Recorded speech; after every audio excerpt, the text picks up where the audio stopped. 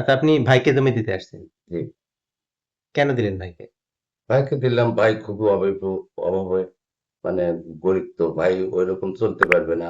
আমি তাকে আমার নিজের মনে থেকে আমি ভাইকে দিলাম। আমার ভাই কোনো অর্থ করতে পারবে না। ভাই কোথাও যাইতে পারবে না। এজন্য আমার খুব আ ইয়ের থেকে আমার মনের থেকে আমার জমিটা আমার ভাইকে আমি দিয়ে দিচ্ছি।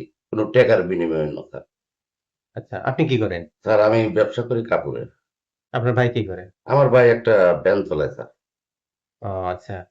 তো উনি ওই ভ্যান চালান দিয়ে চলতে পারে? না চলতে পারে না স্যার, তার ২ টা মেয়ে আছে স্যার, ওই যে ওই চাকরি করে গার্মেন্টসে, ঢাকা থাকে স্যার। আচ্ছা, খুবই অভাবের সংসার স্যার। তা আমার ভাইটাও খুব অসুস্থ।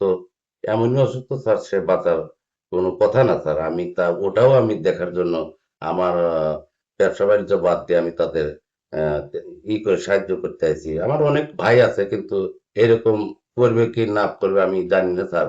কিন্তু আমার এই ছোট জ্ঞানের থেকে আমি এই উপহারটা তাকে ভাইকে দিছি। যেন আমার ওই বাচ্চা-কাচ্চা জানি আমার ভাই জানি আমার ভাইকে জানি অন্য সময় জানি কেউ জানি করে না। মানে আমি আমার মনের থেকে আমার ওই জমিটা আমার নিজের বাড়িটা আমি তাকে দিয়ে দিই।